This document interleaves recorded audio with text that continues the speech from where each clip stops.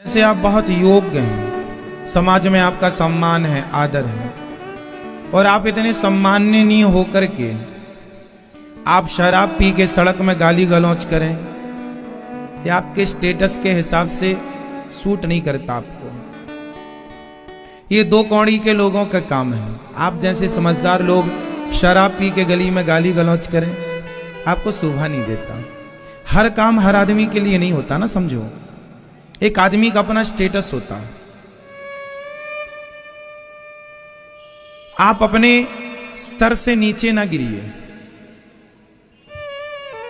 कौन सी बातें आपके लिए शोभनीय है और कौन सी बातें आपके लिए शोभनीय है। अब देखो, जैसे ये दास अनिरुद्ध आपके सामने बैठा है, मैं आपको कथा सुना रहा हूं, इसमें ये मेरे लिए ठीक है, सूट करता है, ये मेरा ये काम है।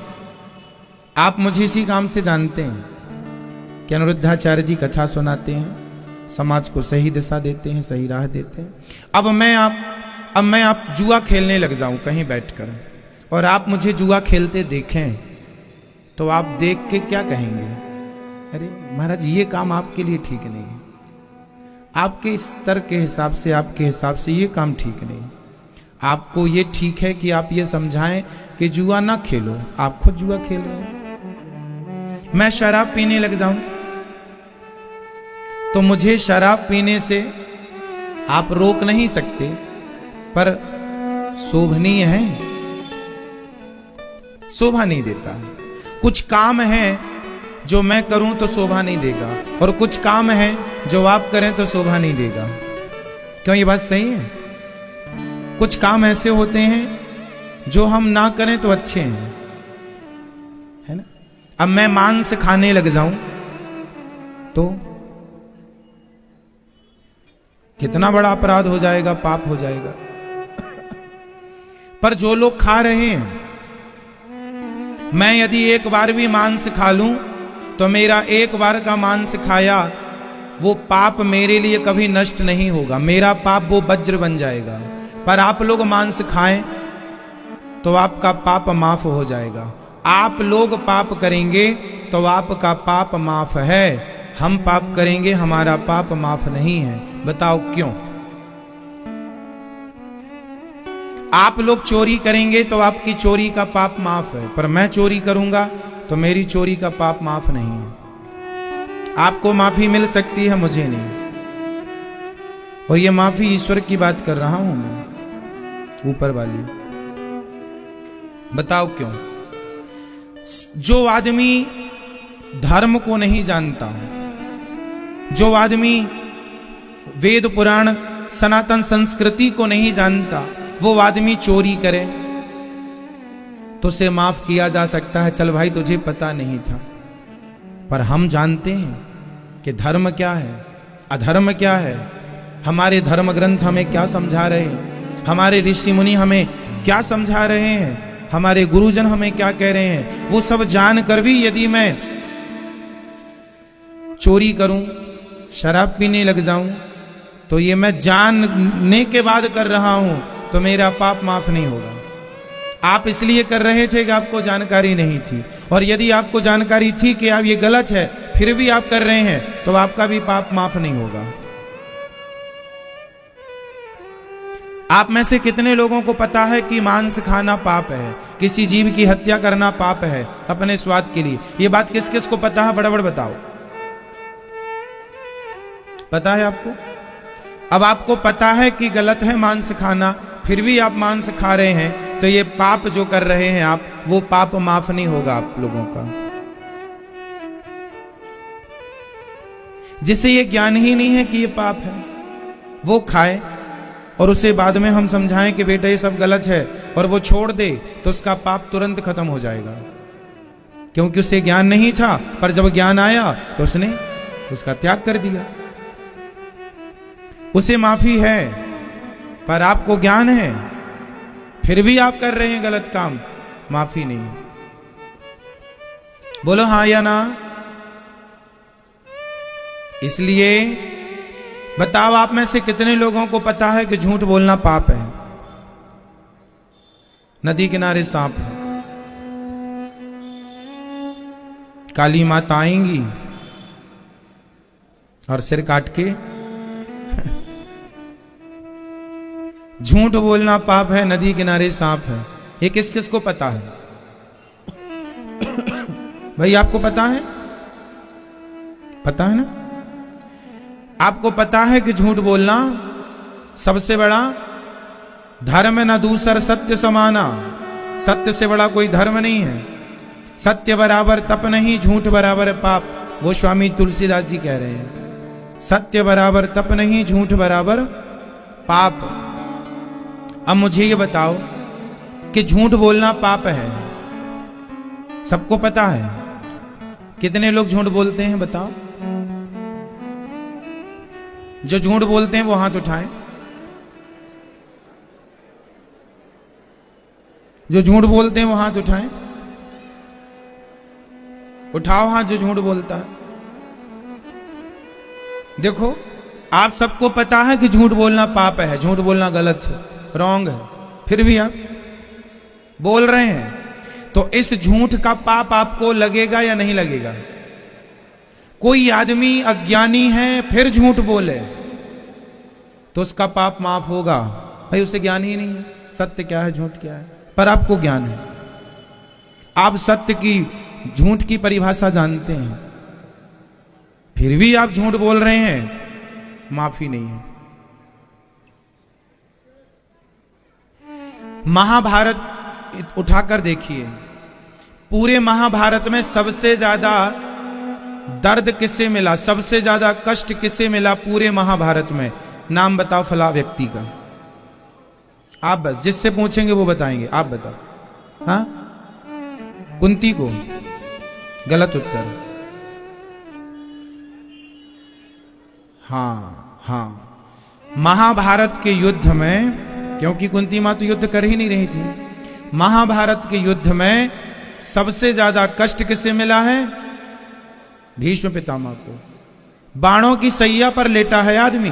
भाई देखो, एक बाण आप मुझे मारे और मैं मर जाऊं तो ज्यादा कष्ट नहीं है, पर मारने के बाद मरे ही ना, तड़पता रहे तो वो मरना ज्यादा भयंकर होगा। सोचो, जिस आदमी के पूरे शरीर में बाण घुसे हों और वो एक एक बूंद खून टपक रहा हो और 52 दिन से पड़ा हो आदमी, कितना कष्ट होगा। पूरे महाभारत में सबसे ज्यादा दर्दनाक यदि मृत्यु थी, सबसे ज्यादा कष्ट पाया किसी ने, उनका नाम है भीष्म पितामह। अब उत्तर दो, बताओ भीष्म पितामह ने इतनी दर्दनाक मृत्यु क्यों पाई? फटाफट उत्तर दे दो।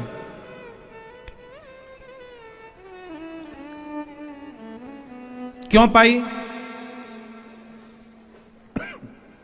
क्यों पाई? मैं ये बताओ। क्योंकि भीष्म पितामह को धर्म का ज्ञान था। अच्छा बताओ, दुर्योधन को धर्म का ज्ञान था कि भीष्म पितामह को? भाई दुर्योधन से ज्यादा नॉलेज पितामह को था, इसलिए दुर्योधन को जल्दी मृत्यु मिल गई। दुर्योधन जल्दी मर गया, पितामह जल्दी नहीं मरे। कारण, दुर्योधन जैसे दुष्टों से हम धर्म की उम्मीद नहीं करते। दुर्योधन जैसे दुष्टों से हम सत्य की उम्मीद नहीं करते, पर पितामह जैसे महापुरुषों से तो हम धर्म की अपेक्षा करते हैं।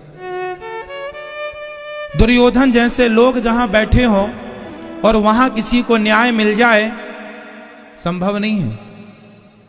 दुर्योधन जैसे लोग किसी के साथ न्याय करें, वो तो अन्याय के लिए पैदा हुआ है। दुर्योधन जैसे लोग किसके लिए पैदा हुए हैं? सिर्फ अन्याय करने के लिए। छल से, बल से जैसे बने वो अन्याय करेंगे, गलत करेंगे। तो दुर्योधन जैसे लोगों से हम धर्म की उम्मीद नहीं कर सकते कि ये आपके साथ न्याय करके आपके साथ धर्म करेंगे। पर पितामह जैसों से तो उम्मीद है। क्यों जी? पितामह जैसों से तो उम्मीद है, पर उम्मीद है फिर भी उन्होंने न्याय नहीं किया द्रौपदी के साथ। इसलिए पूरे महाभारत में सबसे ज्यादा धर्म का ज्ञान सबसे शक्तिशाली पितामह थे, इसलिए सबसे ज्यादा कष्ट भी उन्हें को प्राप्त हुआ। क्योंकि आपके पास बल था, शक्ति थी, फिर भी आपने अधर्म को नहीं रोका। इसलिए कहता हूं, जिसे ज्ञान नहीं है वो झूठ बोले तो माफ हो जाएगा, पर जिसे ज्ञान है कि झूठ बोलना पाप है, फिर भी तुम झूठ बोलो तो माफ नहीं होगा। कहीं तुम्हारी भी स्थिति पितामह जैसी ना हो। इसलिए कहता हूं साहब, अब सच बोलना शुरू करो, अब अच्छे काम करो। गलत गलत ही होगा। आप 1,00,000 बार कहें कि यह सत्य है तो आपके कहने से नहीं होगा। क्यों जी, सही है। इसलिए ईमानदारी से, पितामह जैसे महापुरुषों से उम्मीद है। पितामह आपकी तरफ सारी दुनिया देखती है कि आप न्याय करेंगे, पर आप जैसे लोग भी अन्याय करेंगे द्रौपदी जैसी बेटियों के साथ, तो बताओ फिर न्याय कौन करेगा? फिर हम न्याय की भीख किससे मांगे? दुर्योधन से तो उम्मीद है ही नहीं, शकुनी से तो उम्मीद है ही नहीं, कर्ण से तो उम्मीद है ही नहीं, दुशासन से तो उम्मीद है नहीं, और धृतराष्ट्र से तो कोई उम्मीद नहीं। उम्मीद थी तो केवल भीष्म पितामह से, क्योंकि पूरे महाभारत में सबसे ज्यादा उम्र वाले पितामह ही हैं। सबसे ज्यादा ज्ञान, सबसे ज्यादा बल, इतना बल था पितामह के पास कि उन्होंने अपने गुरु जी को युद्ध में संतुष्ट कर दिया था, परशुराम जी को। इतने बलवान थे भीष्म पितामह। महाभारत के युद्ध में जब बाणों की बरसात की अर्जुन के ऊपर, तो भगवान को रथ का पहिया लेकर दौड़ना पड़ा था अर्जुन की रक्षा के लिए। भगवान श्री कृष्ण की प्रतिज्ञा थी महाभारत में कि मैं अस्त्र शस्त्र नहीं उठाऊंगा। बोलो हाँ या ना? और पितामह ने प्रतिज्ञा की थी कि मैं आपको अस्त्र शस्त्र उठवाकर रहूंगा। तो भक्त की प्रतिज्ञा के लिए भगवान ने अपनी प्रतिज्ञा तोड़ी, और जब बाणों की बौछार करने लगे अर्जुन की और पितामह, तो भगवान ने बिना देर किए रथ का पहिया पकड़ा, रथ के पहिए को उठा करके दौड़ पड़े। पितामह, यदि एक भी बाण मेरे अर्जुन को लगा तो खैर नहीं।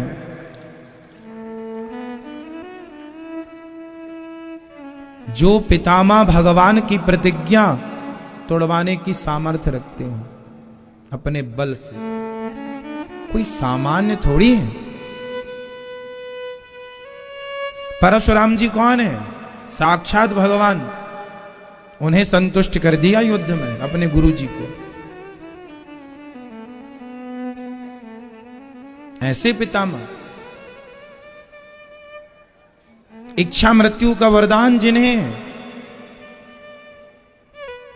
ऐसे पितामह। कोई सामान्य ऐरे गहरे नहीं है पितामह। इस धरती पर पितामह जैसे लोग युगों युगों में मिलते हैं धरती को। पितामह जैसे महापुरुष कब मिलते हैं? किसी किसी युग में, हर युग में नहीं, किसी किसी युग में पितामह जैसे लोग आते हैं।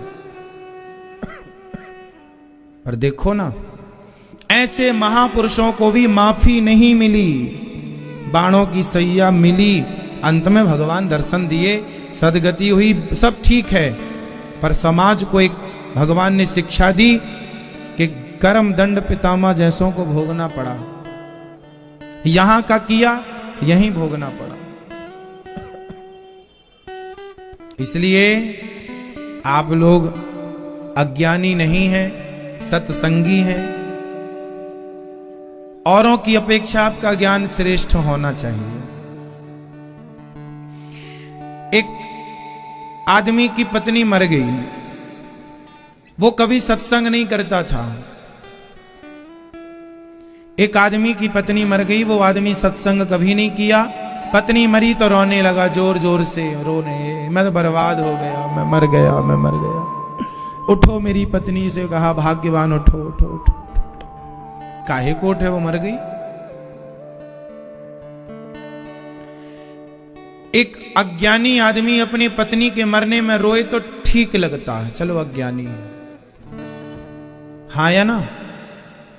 पर आप जैसे सत्संगी, आप जैसे समझदार जो जानते हैं कि इस धरती पे आने वाले को जाना पड़ता है, यही सत्य है, जो ये ज्ञान रखते हैं, आप जैसे सत्संगी भी यदि अपनी पत्नी के मरने में रोएंगे तो बताओ फिर उस अज्ञानी और तुम सत्संगी में अंतर क्या रहा?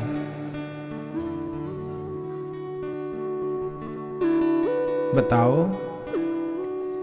मैया, सत्संग का मतलब क्या है? सुन लेना, घर चले जाना सुनकर ना। सत्संग का मतलब ही बदलाव है, परिवर्तन। परिवर्तन कहां? थॉट का, विचारों में परिवर्तन। अच्छे विचारों का जन्म ही सत्संग है। जिस सत्संग से अच्छे विचारों का जन्म ना हो, पुराने विचार, गंदे विचार समाप्त ना हो, वो सत्संग क्या है? मैया, ओ मेरी मां, सुनो। नींद जिसे आए बताना, बढ़िया वाली लोरी हमने याद की है आपके लिए।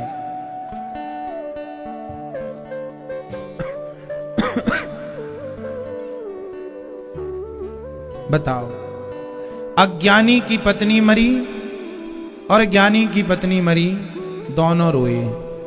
अज्ञानी का बेटा गया, ज्ञानी का बेटा गया, दोनों रोए। अज्ञानी का पति मरा, ज्ञानी का पति मरा, दोनों रोए। तो बताओ, अज्ञानी और ज्ञानी में अंतर क्या है? अंतर तो तब माना जाएगा जब आपको ये समझ आ जाए कि ये प्रकृति का नियम है, आया है सो जाएगा। राजा रंक फकीर, एक सिंहासन चढ़ चला, एक बंधा जंजीर। जो हो रहा है भगवान की मर्जी है, इनकी मर्जी में अपनी मर्जी मिलाना समझदारी है। ज्ञानी का अर्थ नहीं, ये नहीं है कि आपको मैं सर्टिफिकेट दे दूं ज्ञान का। ज्ञान का सर्टिफिकेट से मतलब नहीं है। ज्ञान का मतलब बदली हुई भावना से, बदले हुए विचारों से। आपके 1000 रुपए गिर गए, 1 लाख रुपए का नुकसान हो गया, आप रोने लग गए क्योंकि आप अज्ञानी हैं। पर एक समझदार आदमी जिसे ये पता है कि हानि लाभ जीवन मरण यश अपयश विधि हाथ, सब भगवान के हाथ में हानि और लाभ है। अज्ञानी रोए तो समझ आता है, ज्ञानी रोए तो कंफ्यूजन होती है। कैसा ज्ञानी? समझ आ रही है आपको? इसलिए अज्ञानी का रोना जायज है। अज्ञानी के अपराध माफ हैं। दुर्योधन के अपराध भगवान ने जल्दी माफ कर दिए।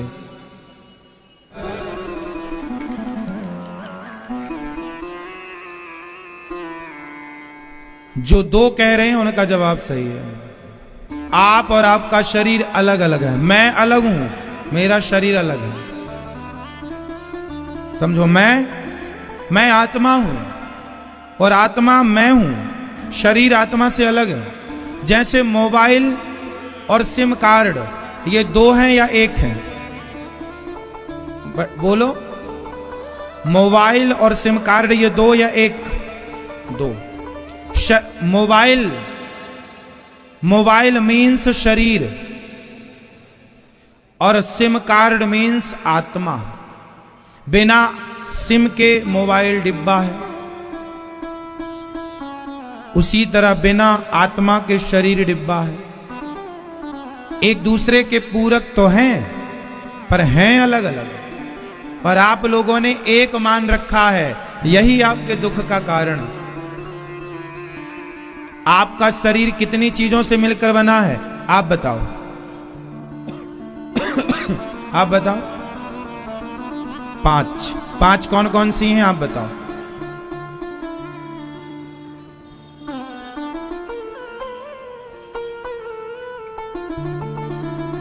आप बताओ 5 कौन कौन सी हैं?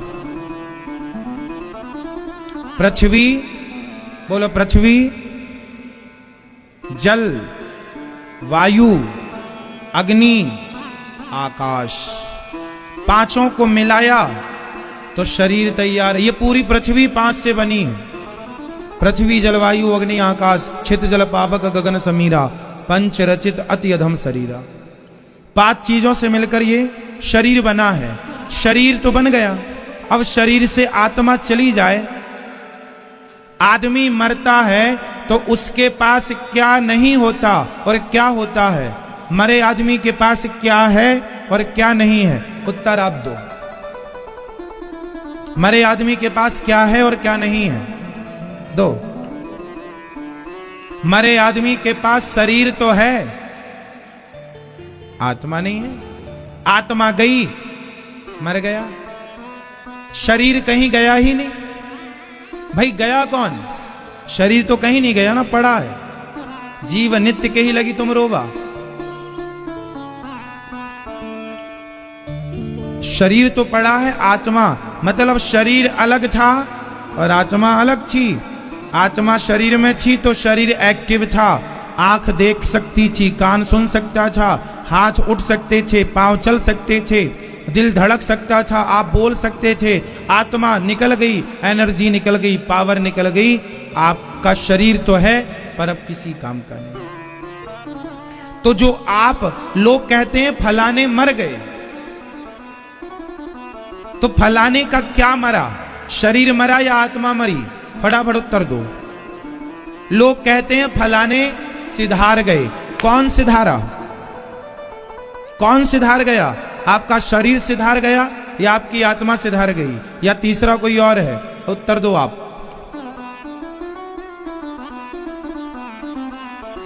नहीं समझ आ रहा है? सुनते रहना, पूरा समझ में आएगा आखिरी में।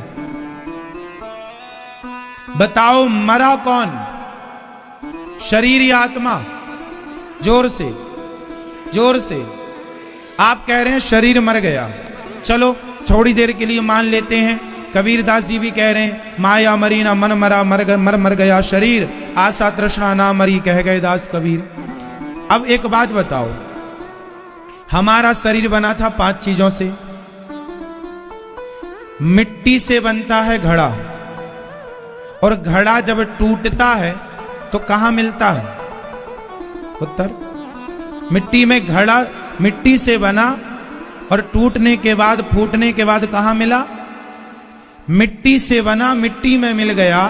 5 तत्वों से बना शरीर 5 तत्वों में मिल गया। अब इस मिलने के प्रोसेस को लोग कहते हैं मर गया। इस मिलने के प्रोसेस को क्या कहा जाता है व्यवहारिक भाषा में? मर गया, मर गया। कौन मर गया? जहां से आया था वहां मिल गया, जहां से आया वहां चला गया। अब उस प्रक्रिया को आप मृत्यु नाम दे दें तो दे दें, कोई बुराई नहीं है, पर मरा नहीं है। भाई घड़ा टूट गया तो क्या मर गया? मिट्टी से बना था, मिल गया मिट्टी में। चलो, आत्मा कहां से तैयार होती है? आत्मा कौन बनाता है भैया? आत्मा कौन बनाता है भैया, बताएंगे? आत्मा कौन बनाता है? परमात्मा बनाते हैं। किस वस्तु से, किस मटेरियल से आत्मा बनती है? क्या है आत्मा? अजर अमर है आत्मा, ये तो परिभाषा हो गई। बननी कैसे, कैसे बनती है? क्या है आत्मा का स्वरूप? क्या है? नहीं पता? सुनो, आत्मा क्या है? समुद्र है और समुद्र की एक बूंद है। तो समुद्र में और बूंद में क्या अंतर है? जो बूंद है वो समुद्र की है, पर समुद्र बड़ा है, विशाल है, वह सिंधु है और यह बिंदु है। पर यह बिंदु, ये बूंद है किसकी? समुद्र की।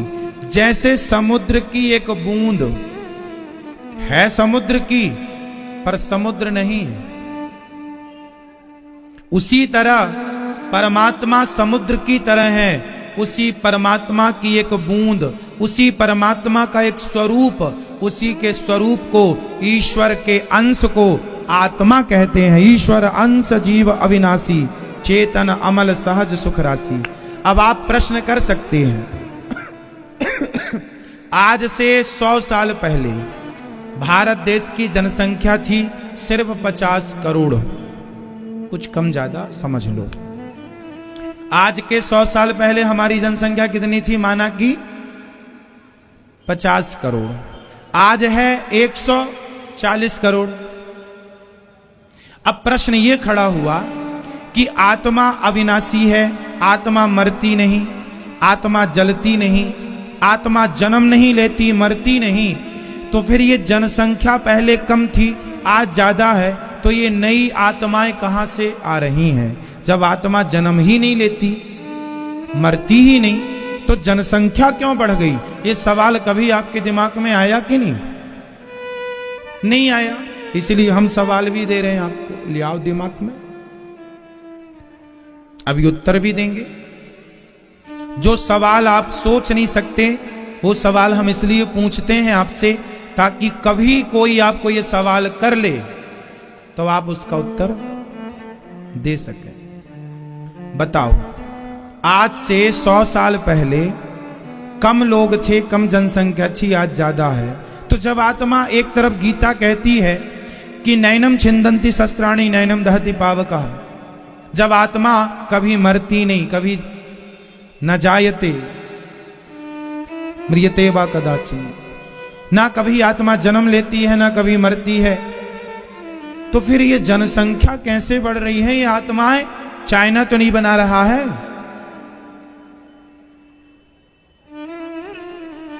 सही है? प्रश्न समझ में किस किस को आ गया? फिर उत्तर समझाऊंगा।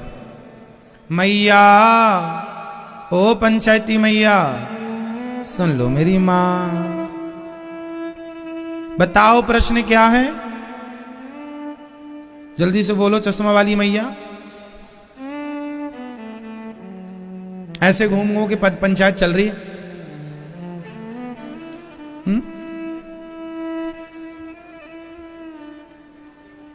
बताओ प्रश्न क्या किया हमने? कि जब आत्मा अमर है तो मरती नहीं, जन्म नहीं लेती, तो जनसंख्या कैसे बढ़ रही है? नई आत्माएं कहां से आ रही हैं? ये सवाल है। अब उत्तर सुनो। प्रश्न समझ में आ गया? क्या है? अब उत्तर सुनो। आपके सामने 1000 दर्पण रखे जाएं तो आपकी तस्वीर कितनी होंगी? आपके प्रतिबिंब कितने होंगे? आप 1000 दर्पण में दिखोगे कि नहीं? तो आप एक हैं, पर आपके प्रतिबिंब 1000 हो गए, हाँ या ना? आपके सामने 1,00,000 दर्पण रखे जाएं तो आप प्रत्येक दर्पण में दिखेंगे, तो आप कितने हो जाएंगे? आप एक हैं, पर आपके प्रतिबिंब 1000 हो सकते हैं, 10,000 हो सकते हैं, लाख हो सकते हैं, 10 लाख और 10 करोड़ हो सकते हैं। बोलो हाँ या ना? आपके प्रतिबिंब कितने हो सकते हैं? करोड़ों, हाँ या ना? आत्मा इस शरीर से निकलकर उस मन रूपी सूक्ष्म शरीर में प्रवेश करती है और फिर वहां चित्रगुप्त वहां ले जाते हैं यमराज जी के पास। फिर वहां हिसाब किताब होता है कि तुमने कितना पाप किया, कितना पुण्य किया। तो जो मन था, सूक्ष्म शरीर था, जिससे आपने सपना देखा था, वही स्वप्न वाला शरीर स्वर्ग और नरक का कर्मों के हिसाब से दंड भोगता।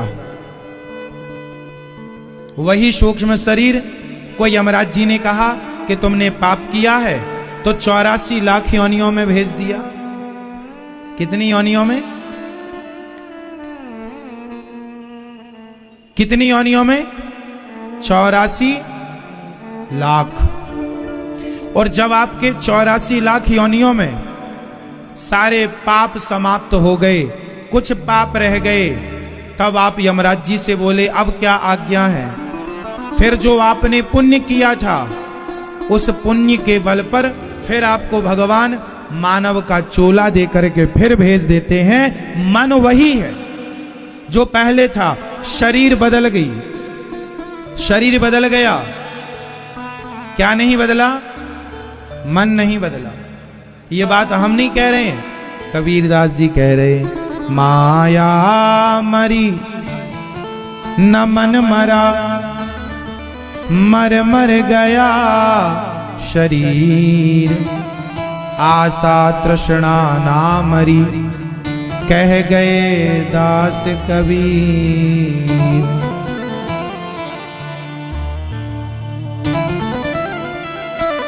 ठीक है, तो जो आपके कर्म दंड हैं वो मन सब नोट कर रहा है। यमराज जी उसी को देखेंगे कि आपने कितना पुण्य किया, कितना पाप अलग किया जाएगा, पुण्य अलग। आपके पाप, किसी के पाप 5 किलो, किसी के पाप 10 किलो, किसी के पाप 2 किलो, उसके हिसाब से उन्हें कुत्ता, बिल्ली, नाली का कीड़ा, चमगादड़, सुअर बना के भेज दिया जाता है इन योनियों में। और जब वो पाप नष्ट हो जाता है तब मानव का तन बाद में फिर मिलता है पुण्य के बल पर। इसलिए कहा बड़े भाग्य मानुष तन पावा, बड़े भाग्य से मिला। अब गलती फिर करोगे फिर 84 लाख योनियां। एक बात और मैं आज आपको समझा दूं, जो पाप और पुण्य होता है ना वो सिर्फ मनुष्य शरीर से होता है। शेर हिरण को मारता है तो बताओ, शेर हिरण की हत्या करता है तो शेर को हिरण की हत्या करने का पाप लगेगा कि नहीं? उत्तर दो।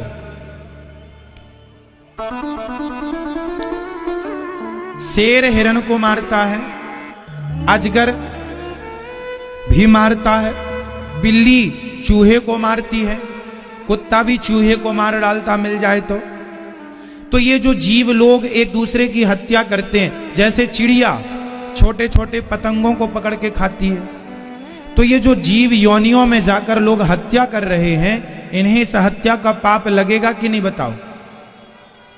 शेर को हिरण को मारने की हत्या लगती है कि नहीं? पाप लगता है कि नहीं? बोलो, बोल दो। लगता? आप बताओ, लगता है कि नहीं शेर को पाप? आप बताओ। आप, शेर को पाप लगता है कि नहीं? पीछे मैया सो रही हो मेरी मां चश्मा लगा के,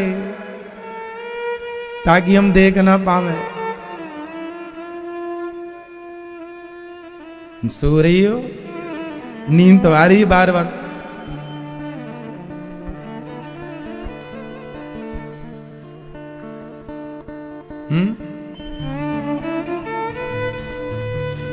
बताओ, शेर हत्या करता है उसे पाप लगता है कि नहीं? पीछे वाले भक्त बताएंगे। लगता है कि नहीं? नहीं लगता। सही उत्तर उसे नहीं लगता पाप। अब ये भी बताओ क्यों नहीं लगता? आप किसी हिरण को मारेंगे, आप किसी की हत्या करेंगे तो आपको पाप है मनुष्यों को, पर शेर मारे, हाथी मारे, वो किसी को मार दें, मार डालें तो उन्हें हत्या नहीं लगती। क्यों नहीं लगती? क्यों?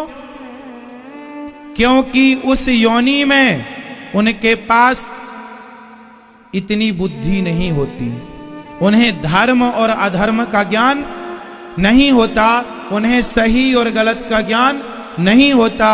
पूर्ण ज्ञान भगवान ने केवल मनुष्य को दिया है। उस मनुष्य के शरीर को पाकर ही आप ये जानते हैं कि क्या सही है क्या गलत है। इसलिए जो हाथी है, शेर है, चींटी है, कुत्ता, बिल्ली, ये सब लोग अपने कर्मों के अनुसार, तुमने जो पाप किया तो गलत पाप के कारण, गलत कर्म के कारण तुम्हें ही इन योनियों में भेजा जाता है। तो तुमने वहां जाके केवल भोग भोगा, पाप दंड भोगे। शरीर, शेर का शरीर भी एक पाप दंड है। पाप के कारण ही ये 84 लाख योनियों का शरीर मिलता है। कुत्ता बिल्ली पशु पक्षी का शरीर पाप से मिलता है, पर मानव का शरीर पुण्य से मिलता है साहब। बड़े भाग्य पायहि, बड़े भाग्य मानुष तन पावा, भाग्योदेन बहुजन्म समर्जितेन सत्संग मम चलभते पुरुषो यदा वै। अन्य योनियां पाप के कारण मिलती हैं, पर मानव का शरीर, जोर से बोल दो, पुण्य के कारण मिलता है। आप पुण्यात्मा हैं, लेकिन देखो फिर पाप करने लग गए, उल्टे काम, गलत काम करोगे ना, गलत काम फिर 84 लाख योनियों में डाल दिया जाएगा। आप मनुष्य बनते हैं अच्छे काम के लिए, पर करते हैं गलत काम, जिसके कारण फिर आपको कुत्ता बिल्ली नाली का कीड़ा बनना पड़ता। फिर मनुष्य पाए, फिर मनुष्य के तन को पाकर फिर गलत काम किया, फिर वही 84 चक्कर में पड़े। और ये 84 का चक्कर आपके साथ करोड़ों बार आ चुका है।